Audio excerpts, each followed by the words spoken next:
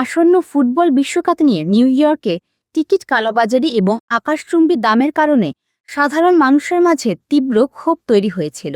এর জবাবে নিউ ইয়র্কের বর্তমান মেয়র জোহরান মামদানি এক অভূতপূর্ব ঘোষণা দিয়েছেন। তীব্র জনরোষের মুখে সাধারণ নাগরিকদের জন্য মাত্র $50 বিশ্বকাপের টিকিট দেওয়ার সিদ্ধান্ত নিয়েছেন তিনি।